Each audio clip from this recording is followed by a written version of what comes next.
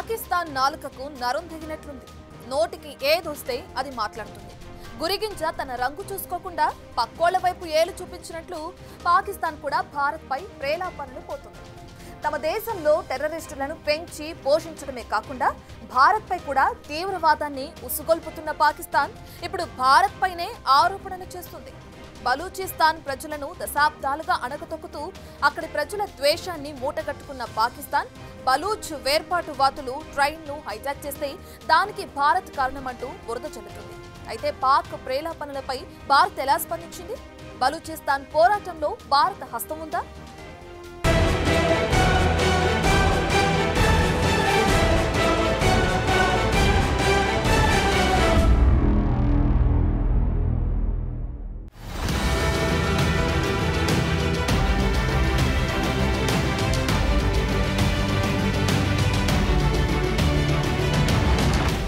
పాకిస్తాన్ పేరు వింటేనే ప్రపంచవ్యాప్తంగా గుర్తించే మొదటి అంశం తీవ్రవాదం. ఆ దేశ బార్డర్లో ఆర్మీ ట్రూపుల కంటే ఎక్కువగా టెర్రరిస్టుల టెంట్లు కనిపిస్తాయనటంలో సందేహం లేదు. పాకిస్తాన్ ఆర్మీ శిక్షణ శిబిరాల్లోనే తీవ్రవాదులకు ట్రైనింగ్ ఇస్తారనే ఆరోపణలు అంతర్జాతీయంగా ఉన్నాయి. కశ్మీర్ నుంచి ఆఫ్ఘనిస్తాన్, ఇరాన్ వంటి దేశాల్లో పాకిస్తాన్ పెంచి పోషించిన టెర్రరిస్టుల కార్యకలాపాలు తీవ్రంగా నడుస్తుంటాయి. పాకిస్తాన్ టెర్రరిజంపై అంతర్జాతీయ వేదికలపై అంతా దుమ్మెత్తిపోసిన సందర్భాలు ఎన్నో. పాకిస్తాన్ను ఆదుకున్న అమెరికా, చైనా వంటి దేశాల పర్యాటకుల్ని కూడా పాక్ టెర్రరిస్టులు టార్గెట్ చేయటం ఎన్నోసార్లు జరిగింది. ఇక కశ్మీర్లో పాకిస్తాన్ టెర్రరిస్టులు చేసే బీభత్సం వర్ణనాతీతం. పసిపిల్లల్ని తీసుకెళ్లి భారత్కు వ్యతిరేకంగా ఉగ్రవాదులుగా తీర్చిదిద్దటంలో పాక్ పాత్ర కీలకంగా ఉంటుంది. భారత్లో జరిగిన తీవ్రవాద దాడుల్లో కనిపించే ప్రతి ఉగ్రవాదిలో పాకిస్తాన్ ప్రేరేపించే తీవ్రవాద భావాలు బలంగా ఉంటాయి. ఇలా చెప్పుకుంటూ పోతే చాంతాడంత ఉండే పాకిస్తాన్ టెర్రరిజం చరిత్ర ప్రపంచవ్యాప్తంగా అందరికీ తెలిసిందే. కానీ పాకిస్తాన్ మాత్రం అసలు టెర్రరిజం పేరు వినటమే ఫస్ట్ టైం అన్నట్లు డ్రామాలు చేస్తుంది. తాజాగా ఈ డ్రామాను పీక్స్ కు తీసుకెళ్లింది. పాకిస్తాన్ మోసం చేసి ఆక్రమించుకున్న బలూచిస్తాన్లో ట్రైన్ హైజాక్ అయి అందులో భారత్ హస్తం ఉందంటూ నిస్సిగ్గుగా అబద్ధాలు చెప్తోంది.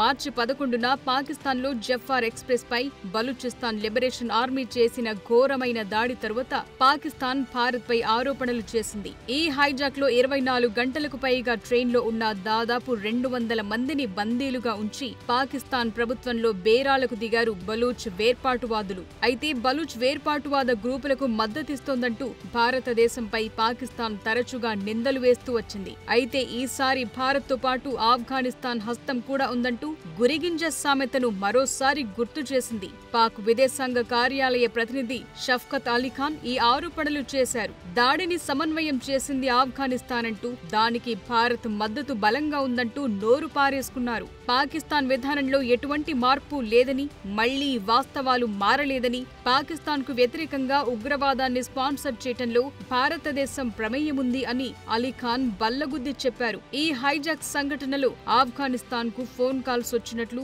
పాకిస్తాన్ దగ్గర ఆధారాలున్నాయని, భారత్ గ్లోబల్ అసాసినేషన్ క్యాంపెయిన్ నిర్వహిస్తోందని ఆరోపించారు. ఇందులో భాగంగా భారత్ తన పొరుగు దేశాలను అస్థిరపరుస్తోందని అలీఖాన్ అన్నారు. పాకిస్తాన్ ఉగ్రవాద సంస్థగా పరిగణించే బలూచిస్తాన్ లిబరేషన్ ఆర్మీని ప్రస్తావిస్తూ BLAను భారత మీడియా కీర్తిస్తోందని ఆరోపించారు.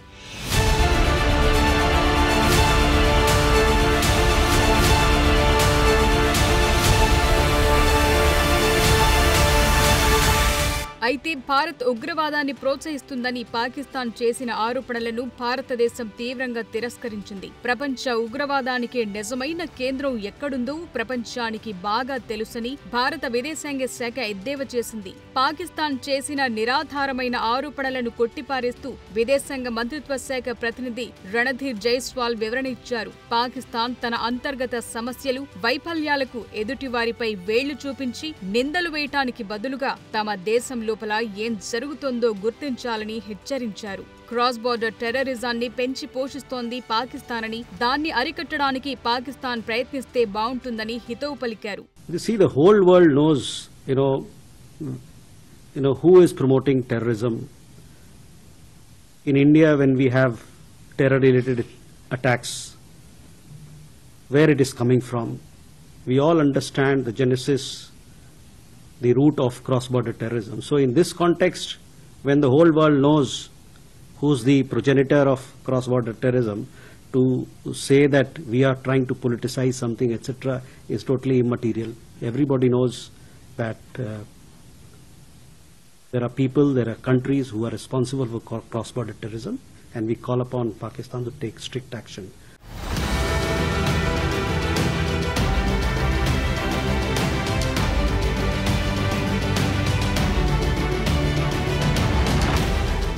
మరోవైపు జఫార్ ఎక్స్ప్రెస్ హైజాక్ విషయంలో ఆఫ్ఘనిస్తాన్ బాధ్యత వహించాలని పాకిస్తాన్ ప్రతినిధి పిలుపునిచ్చారు. ట్రైన్పై దాడి చేసిన వారు సంఘటన అంతటా ఆఫ్ఘనిస్తాన్ ఆధారిత ప్రణాళిక జరిగిందని, బలూచిస్తాన్ వేర్పాటువాద గ్రూపులతో ఆఫ్ఘాన్ ప్రత్యక్ష సంబంధంలో ఉన్నారని ఆరోపించారు. పాకిస్తాన్ను లక్ష్యంగా చేసుకున్న ఉగ్రవాద గ్రూపులు ఆఫ్ఘనిస్తాన్ భూభాగాన్ని ఉపయోగించకుండా తాలిబాన్ ప్రభుత్వం చూసుకోవాలని కాబూల్ను కోరారు. ఖండించదగిన ఈ ఉగ్రవాద చర్యకు పాల్పడిన వారు, దాని నిర్వాహకులు, దానికి ఆర్థిక సహాయం చేసేవారే ఈ చర్యకు జవాబుదారీగా ఉండాలని అన్నారు. ఉగ్రవాదానికి నిజమైన స్పాన్సర్లతో సహా ఈ దాడికి సంబంధించిన వారందరినీ చట్టం ముందు నిలబెట్టడానికి పాకిస్తాన్ ప్రభుత్వంతో సహకరించాలని పాకిస్తాన్ ప్రతినిధి ఆఫ్ఘనిస్తాన్ను కోరారు. అయితే తాలిబాన్లు కూడా పాకిస్తాన్ వాదనలను వెంటనే తిరస్కరించారు. ఆఫ్ఘనిస్తాన్ విదేశాంగ మంత్రిత్వ శాఖ ప్రతినిధి అబ్దుల్ కహార్ బాల్కీ మాట్లాడుతూ బలూచ్ వేర్పాటువాదుల చర్యలు ఆఫ్ఘనిస్తాన్కు ఎటువంటి ప్రమేయం లేదని పేర్కొన్నారు. పాకిస్తాన్ బాధ్యతారాహిత్యంగా వ్యాఖ్యలు చేస్తోందని మండిపడ్డారు. ఎదుటివారిపై ఆరోపణలు చేసే బదులు దాని సొంత భద్రతా సవాళ్లను పరిష్కరించుకోవటంపై పాకిస్తాన్ దృష్టి పెట్టాలని కోరారు.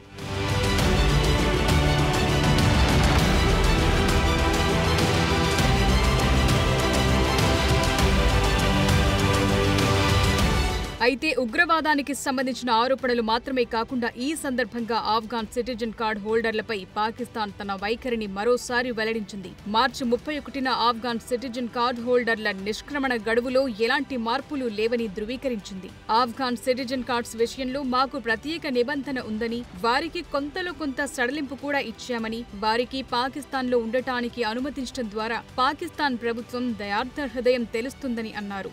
అయితే వాళ్లు ఉండటానికి ఇకపై అనుమతి లేదని, ఆఫ్ఘాన్ సిటిజన్ కార్డు ఉన్నవాళ్లు మార్చి 31 నాటికి దేశం విడిచి వెళ్లాలని ప్రభుత్వం నిర్ణయించినట్లు చెప్పారు. అంతేకాక వాళ్లంతా పాకిస్తాన్లో అక్రమ నివాసితులుగా పరిగణించబడతారని, ఇంకా ఇక్కడే ఉంటే చట్టం తన పని తాను చేసుకుంటుంది అని పాక్ ప్రతినిధి అలీఖాన్ అన్నారు.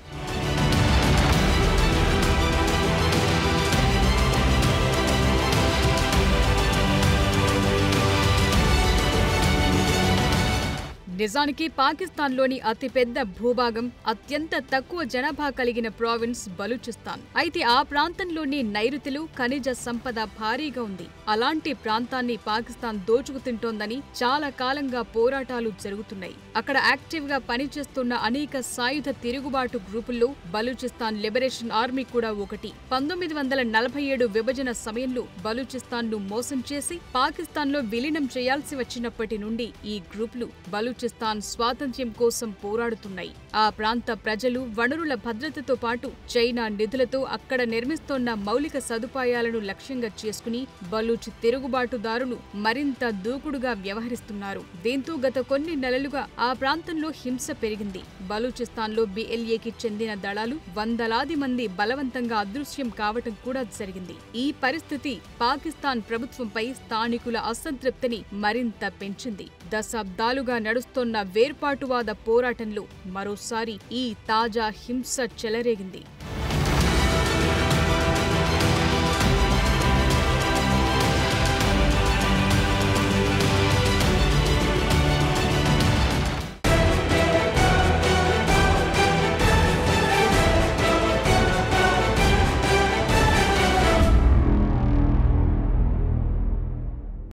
పాకిస్తాన్ ఎప్పుడూ రెండు నాల్కల వైఖరిని ప్రదర్శిస్తూనే ఉంటుంది. అంతర్జాతీయ వేదికలపై తమ దేశానికి ఏదో జరిగిపోతుందంటూ మొసలే కన్నీరు కరుస్తుంది. తమకు సంబంధం లేని కాశ్మీర్పై దొంగ ప్రేమను ఒలకపోస్తుంది. తీరా చూస్తే ఈ డ్రామాలన్నీ భారతదేశాన్ని నిందించడానికే వాడుతుంది. ఒకప్పుడు ఒబామా బిన్ లాడెన్ను అమర వీరుడంటూ కీర్తించిన పాకిస్తాన్ తన దేశంలో తీవ్రవాదానికి భారత్ మద్దతిస్తుందని అనటం కామెడీ కాకపోతే ఇంకేంటి? ఇప్పుడు కూడా అంతే. బలవంతంగా ఆక్రమించుకున్న బలూచిస్తాన్ను అణచివేస్తూ అక్కడి కోపానికి మూల్యం చెల్లిస్తుంది పాకిస్తాన్. దానికి భారత్ను నిందిస్తూ కొత్త డ్రామాకు తెరలేపుతోంది.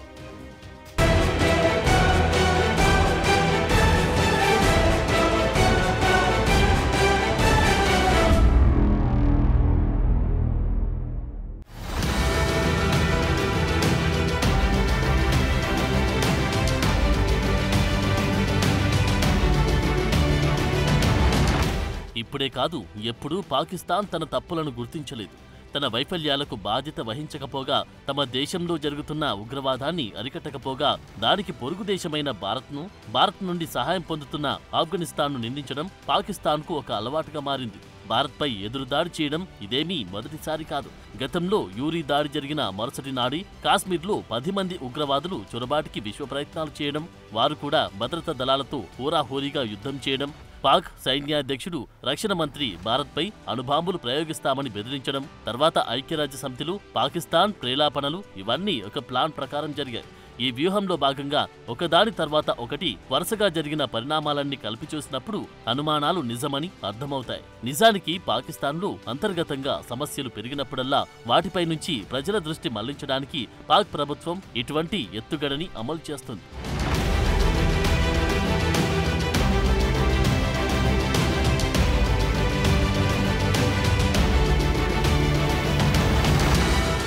పాకిస్తాన్లో ప్రధానిగా గద్దెనెక్కిన వారంతా చెప్పే మాట ఉగ్రవాదుల్ని ఏరిపారేస్తామని. అదే మాటను ప్రస్తుత పాక్ ప్రధాని షహబాజ్ షరీఫ్ కూడా చాలాసార్లు చెప్పారు. అయితే పాకిస్తాన్లో పాకిస్తాన్ అనుకూల ఉగ్రవాదులు, పాకిస్తాన్ ప్రభుత్వ వ్యతిరేక ఉగ్రవాదులు అని 2 రకాలు ఉంటారన్నది ప్రపంచమంతా తెలుసు. వీళ్లలో పాక్ అనుకూల ఉగ్రవాదులంటే కేవలం భారత్ పైన మాత్రమే దాడులు చేసేవారని అర్థం. ఇక వారికి పాక్ ప్రభుత్వం సైనికాధికారులతో పాటు ఐఎస్ఐ, లష్కర్-ఇ-తోయిబా వంటి తదితర తీవ్రవాద సంస్థలన్నీ కావలసిన సహాయ సహకారాలు అందిస్తాయి. ఇది చాలా సందర్భాల్లో రుజువైన అంశం. ఈ టైప్ ఉగ్రవాదుల వలన పాక్ ప్రభుత్వానికి ఎటువంటి ఇబ్బంది ఉండదు. ఒక రకంగా ఇలాంటి ఉగ్రవాదులకు గోప్యంగా అన్ని సౌకర్యాలు పాకిస్తాన్ కల్పిస్తుంది. ఇకపోతే రెండో రకం ఉగ్రవాద గ్రూపులు పాక్ ప్రభుత్వాన్ని వ్యతిరేకించేవారు. అంటే పాకిస్తాన్ ప్రభుత్వ కార్యక్రమాలపై ఆత్మాహుతి దాడులు చేయడం, పాకిస్తాన్ వ్యతిరేక గ్రూపులతో సంబంధాలు పెట్టుకోవడం, పాకిస్తాన్లో ఎన్నికలు లేకుండా పూర్తిస్థాయి ఇస్లామిక్ స్టేట్గా రూపొందించడం వీరి లక్ష్యం. ఇక అంతర్జాతీయ వేదికలపై పాకిస్తాన్ ఒక ప్రజాస్వామ్య దేశమని చెప్పుకునే పాక్ ప్రభుత్వ పెద్దలకు ఇలాంటి వారి వలన చాలా సమస్యలు, సవాలు ఎదురవుతుంటాయి. దీనికి తోడు బలూచిస్తాన్ లిబరేషన్ ఆర్మీ వంటి వేర్పాటువాద గ్రూపులతో పాక్కు మరింత ఇబ్బంది కలుగుతోంది. అయితే ఈ సమస్యలపై పాక్ ఆత్మ పరిశీలన చేసుకోవడం మానేసి భారత్ను నిందించడం బాగా నేర్చుకుంది.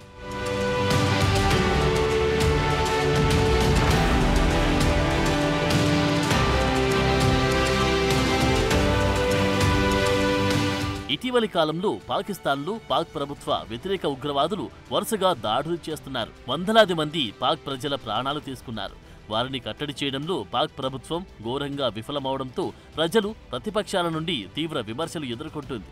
బహుశా అందుకే మళ్లీ భారత్పై పరోక్ష యుద్ధం ప్రారంభించిందనే అభిప్రాయాలు వస్తున్నాయి. తాజాగా బలూచిస్తాన్ వేర్పాటువాదులు చేసిన చర్యకు పాక్ ప్రభుత్వాన్ని ఎవరు నిందిస్తారు అనే భయంతో ఆ దేశ ప్రజల దృష్టిని మళ్లించడానికి మళ్లీ భారత్ తమ దేశాన్ని అస్థిరపరిచే ప్రయత్నం చేస్తుందని పాక్ మొసలి కన్నీరు మొదలుపెట్టింది. పాకిస్తాన్పై భారత్ ఎప్పుడూ ప్రత్యక్ష యుద్ధం ప్రారంభించదని పాకిస్తాన్కు స్పష్టంగా తెలుసు.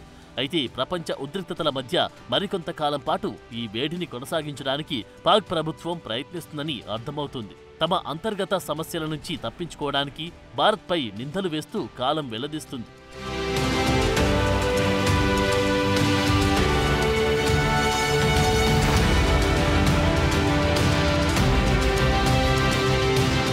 పాకిస్తాన్ ఎంత ఉగ్రవాదాన్ని పెంచి పోషిస్తుందో ఇక్కడ ఒక ఉదాహరణ చెప్పాలి. అంతర్జాతీయ ఉగ్రవాదిగా గుర్తింపు పొందిన ఒసామా బిన్ లాడెన్ను అమరవీరుడంటూ పాకిస్తాన్ మాజీ ప్రధాని ఇమ్రాన్ ఖాన్ ఒకప్పుడు కీర్తించారు. పాకిస్తాన్ పార్లమెంట్లో ప్రసంగించిన ఇమ్రాన్ ఖాన్ ఒసామా బిన్ లాడెన్ను చంపేందుకు అమెరికా బలగాలు పాక్లో చేపట్టిన ఆపరేషన్ను ప్రస్తావించారు. పాకిస్తాన్కు సమాచారం ఇవ్వకుండానే ఇక్కడి గగనతలంలో అడుగుపెట్టి బిన్ లాడెన్ను చంపి అమరుడిని చేశారని వ్యాఖ్యానించారు. ఆ సందర్భంలో పాకిస్తాన్ చాలా ఇబ్బంది పడిందని కూడా ఇమ్రాన్ పేర్కొన్నారు. అయితే ఆ వీడియో సామాజిక మాధ్యమాల్లో వైరల్గా మారడంతో పాకిస్తాన్పై అంతర్జాతీయంగా తీవ్ర విమర్శలు వ్యక్తమయ్యాయి. అయితే పాకిస్తాన్ ప్రభుత్వంలోని ఇతర నేతలు వెంటనే తేలుకొని ప్రధాని ఇమ్రాన్ ఖాన్ నోరు జారి అలా వ్యాఖ్యానించారంటూ వివరణ ఇచ్చుకోవాల్సి వచ్చింది. ఈ ఒక్క ఉదాహరణతో పాకిస్తాన్ తీవ్రవాదుల్ని ఎలా సెలబ్రేట్ చేస్తుందో అర్థం చేసుకోవచ్చు.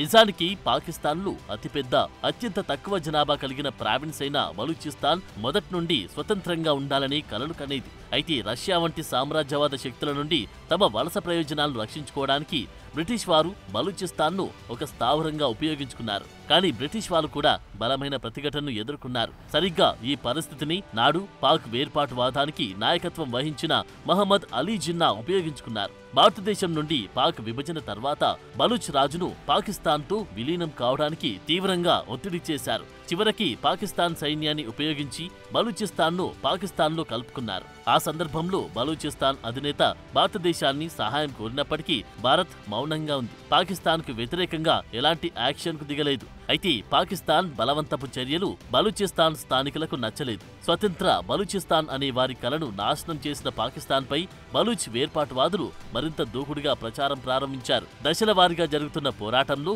తాజాగా ట్రైన్ హైజాక్ చోటు చేసుకుంది.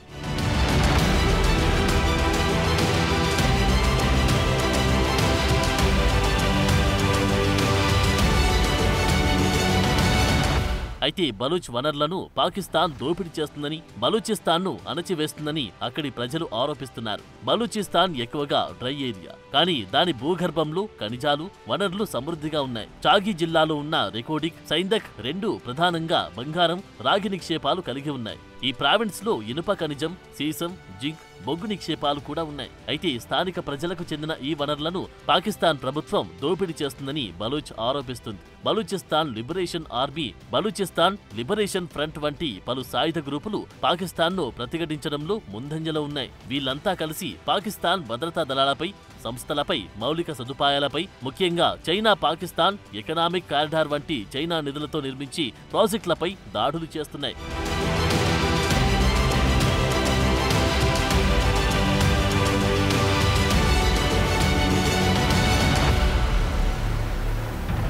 సో ఈ అస్థిరత వల్ల చైనా భయపడుతుందని బలూచ్ వేర్పాటువాదులు గ్రహించారు. దీంతో తమ డిమాండ్లను అంగీకరించమని పాకిస్తాన్పై ఒత్తిడి తెచ్చే చర్యలు చేపట్టారు. ఇందులో భాగంగానే పాకిస్తాన్ జైల్లో మగ్గుతున్న బలూచిస్తాన్ ఉద్యమకారుల్ని వెంటనే విడుదల చేసి తమకు అప్పగించాలని డిమాండ్ చేస్తూ జఫార్ ఎక్స్ప్రెస్ ను హైజాక్ చేసి హింసను సృష్టించారు. అలాగే గత కొన్ని సంవత్సరాలుగా బలూచిస్తాన్లో మానవ హక్కుల ఉల్లంఘనలు కూడా ఈ వివాదాన్ని ఇంత తీవ్రతరం చేశాయి. పాకిస్తాన్ దళాలు తమ ఉద్యమాన్ని అణచివేయడానికి వందలాది మంది కార్యకర్తలు, పౌరులను బలవంతంగా అదృశ్యం చేశారని బలూచ్ ఆరోపిస్తోంది. ఈ కోపం, అసహనం నుండి పుట్టిందే ఈ హింసాత్మక చర్య. దీన్ని గ్రహించకపోతే భారత్ను నిందిస్తూ పబ్బం గడుపుకుంటున్న పాకిస్తాన్ తన బుద్ధిని ఇప్పటికైనా మార్చుకుంటుందో లేదో చూడాలి.